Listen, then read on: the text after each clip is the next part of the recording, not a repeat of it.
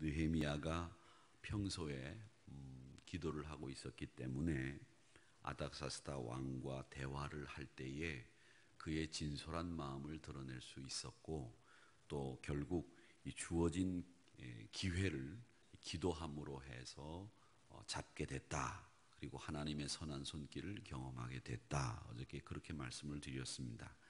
근데 이 왕도 참 이 통치하는 사람으로서 자기 고난을 적절하게 쓸 줄 아는 사람이 아닥사스다 왕이었다. 그렇게 생각을 합니다. 이 왕은 자기가 휘하에 있는 부하들에게 무슨 고충이 있는지를 늘 헤아릴 줄 아는 사람입니다. 어떤 분들은 자기 부하나 자기 밑에 있는 사람들, 자기를 돕는 사람들을 자기 밑에 있는 사람이라고만 생각을 해서 자기 분풀이 대상으로, 감정을 푸는 대상으로 생각하기가 쉽습니다.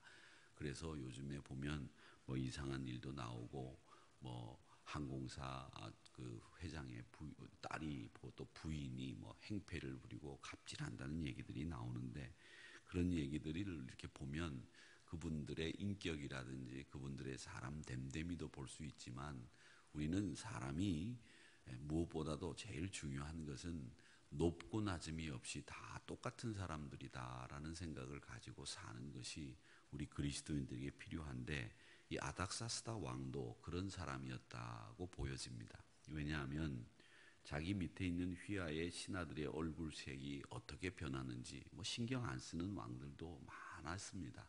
그리고 또 그렇게 신경 안 쓸 수도 있는데, 이 아닥사스다 왕은 자기 휘하에 있는 술관원을 맡은 이 느헤미야가 얼굴에 수심이 있는 것을 보고 자기가 걱정하면서 물어보는 겁니다. 이런 인격이라고 한다면 왕으로 주군으로 모셔도 틀림없는 사람이다. 저는 그렇게 생각을 합니다. 그러니까 왕이여, 저로 하여금 예루살렘 성벽을 재건하는 일에 좀 갈 수 있도록 도와달라고 하니까, 그래, 가는 것뿐만 아니라 마병도 군병도 붙여주고, 또 게다가 성벽 재건을 위해서 필요한 자재들을 공급하는 일까지 신경을 써주는 것을 보면 이 아닥사스다 왕이라는 사람이 보통 인물이 아니구나라는 것을 알 수 있습니다. 그래서 큰 사람은 다르다라고 하는 거죠. 항상 저희들이, 제가 그 부목사 시절에 부목사들 선배님들이 그 부목사를 저보다 앞서서 이제 했던 그 선배들이 하시는 말씀들이, 저에게 가르쳐 주시는 말씀이 뭐였느냐면, 목사님들 한 분 한 분들, 어르신 목사님들을 뵈면 항상 한 가지 이상 배울 게 있다라는 말씀들을 해 주셨어요. 또 사람들의 분위기가 그렇지 않습니까? 좀 훌륭한 분, 높은 분, 그러면 그분들을 보고 어떤 흠이 있는지, 그 사람이 어떤 잘못이 있는지 그걸 밝혀내고 그걸 뒤에서 이구동성으로 그냥 한마디씩 하는 거를 즐겨하는 사람들이 많은데, 제가 그분들 얘기를 들으면서 배운 것은 그 목사님들의 좋은 점을 배우라고 하는 그 좋은 점보다도 그 좋은 점을 보는 목사님들이 더 좋았습니다. 그게 참 좋은 것 같아요. 사람의 좋은 면을 볼 줄 아는 것, 그게 그 사람을 좋게 만드는 것 같아요. 나쁜 면을 보는 사람들은 늘 나쁜 면만 보기 때문에 그렇게밖에 생각을 못하는 거죠. 그런데 이 아닥사스다 왕은 자기 휘하에 있는 사람들의 얼굴 수심까지 살필 줄 아는 사람이었다라고 하는 것이고, 또 그 사람의 어려운 점을 해결해 주기 위해서 그의 좋은 충정과 나라 사랑의 마음을 헤아릴 줄 아는 사람이었기 때문에 이 아닥사스다 왕이 느헤미야를 고국까지 보낼 수 있게 만들었고, 또 하나는 그에게 필요한 성벽 재건의 자재도 공급할 수 있었다. 저는 그렇게 생각을 합니다. 느헤미야가 또 이 고국을 얼마나 사랑하고 어떻게 감당했는지를 우리는 압니다.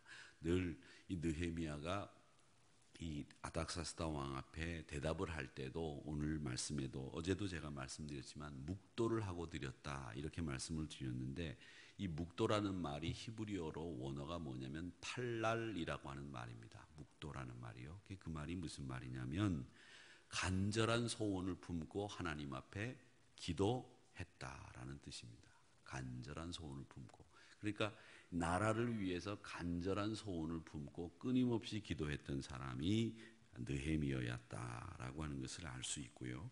오늘 말씀에 보면 이제 또 이런 말이 나옵니다. 11절에 예루살렘에 이르러 머문 지 사흘 만에 이렇게 되어 있어요. 11절에.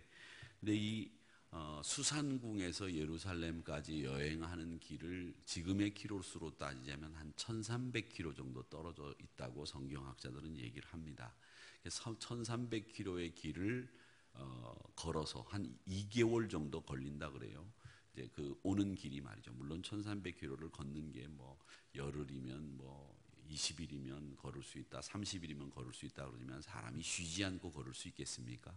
이제 물론 말을 타고 움직였을 거라고 보는데 이 말을 타고 움직이는 길도 준비하는 과정이라든지 이렇게 와서 준비하고 출발하고 도착하는 것까지 한 달에서 2달 정도, 빠르면 한 달인데 2달 정도 걸렸다고 봅니다.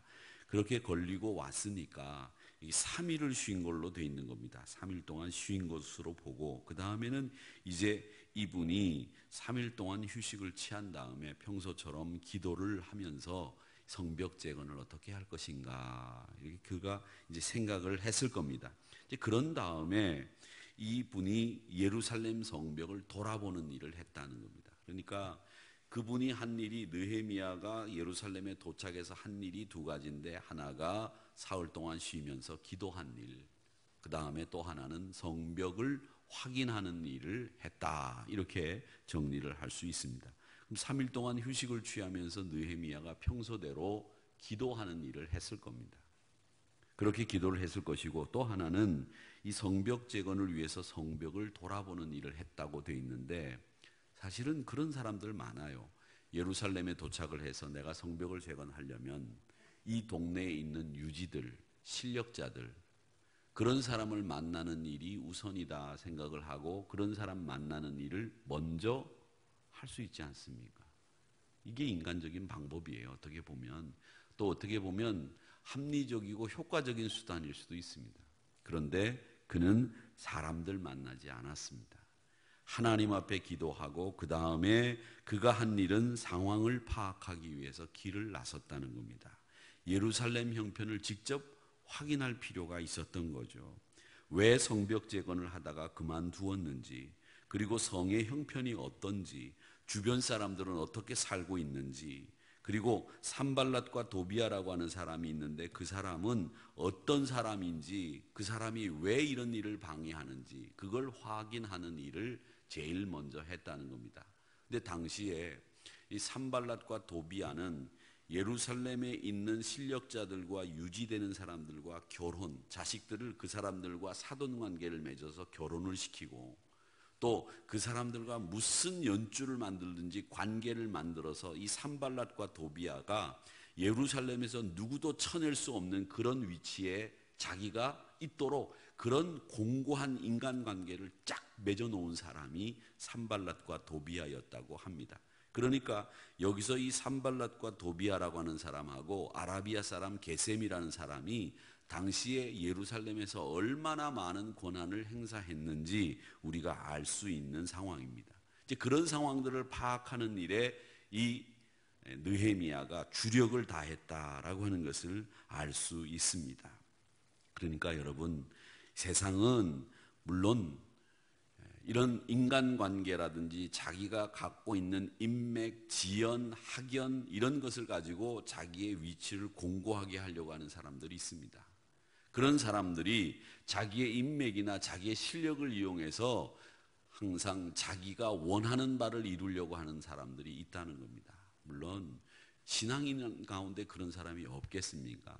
인맥이나 지연이나 학연을 통해서 자기가 원하는 것을 이루려고 하는데 이건 인간적인 방법이라는 거예요. 여러분, 하나님의 계획과 하나님의 방법을 사용해야 하는 것이 우리 그리스도인들 또 하나님의 교회에 있는 우리 성도들의 방법이라고 하는 것을 꼭 기억하시기를 바랍니다.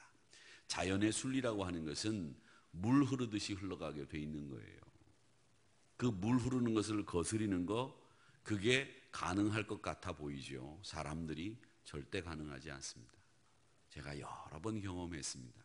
그리고 여러분들도 경험하셨을 거예요. 하나님의 방법이 이기는 방법입니다. 그러니까 하나님을 의지하라는 거예요. 느헤미야도 하나님을 의지하는 거죠. 인간적인 방법이 인간적인 방법으로 끝나버리는 거지 그게 하나님의 방법을 이기는 법은 없습니다. 그렇기 때문에 항상 우리가 상황을 파악하고 하나님 앞에 기도하는 이 느헤미야의 방법이 가장 최선의 방법이었다는 것을 우리가 깨닫는 것이 필요합니다.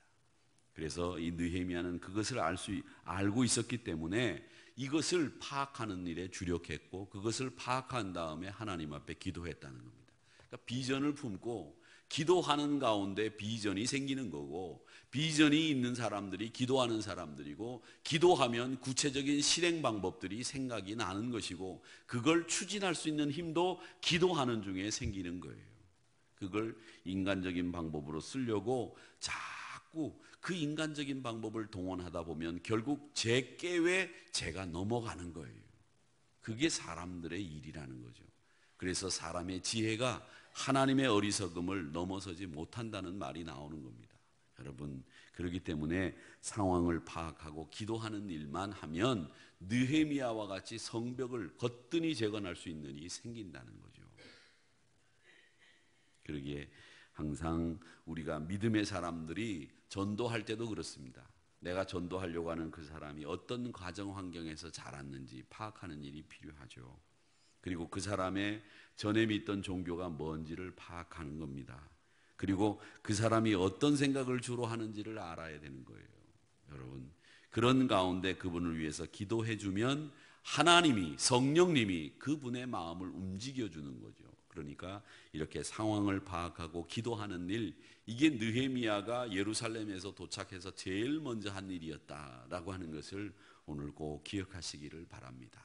사람들 만나는 거, 사람들과 전화 통화하고 사람들에게 자기 이야기를 해서 자기 의지를 관철시키려고 하는 거, 그게 느헤미야가 한 일이 아니에요. 그 일을 하면 그런 일을 통해서 자기 일이 수월하게 풀려나갈 것 같지만 그게 아니라는 거예요. 하나님의 사람은 하나님의 방법을 쓰는 거예요. 그게 뭐냐? 기도하는 일이고 하나님을 의지하는 일이다라는 겁니다. 그게 이기는지 사람의 지혜가 이기는지 한번 보세요. 못 이기는 거예요. 그러니까 늘 하나님의 지혜를 의지하시고 하나님 앞에 기도하고 하나님의 방법으로 승리할 수 있게 되기를 소망하고 바라는 여러분들이 되시기를 주님의 이름으로 축원합니다. 그래서 항상 우리가 실패한 곳이 뭔지, 우리가 전쟁이 필요하고 인자함이 무엇이 필요한 건지 이 느헤미야는 그것을 쫙 파악했단 말이죠. 그리고 난 뒤에 또 기도했습니다. 그러자 성벽 재건이 나중에 여러분 아시겠지만 52일 만에 성벽 재건이 이루어지지 않습니까? 그건 정말 기적적인 일이에요. 사람이 할 수 있는 일이 아니었단 말입니다. 뜻하지 않는 방법으로 도와주시는 하나님의 은혜를 힘입는 이 느헤미야의 신앙의 방법, 그것이 여러분의 신앙의 방법이 되기를 바라고 저의 신앙 방법이 되기를 주님의 이름으로 축원합니다. 아버지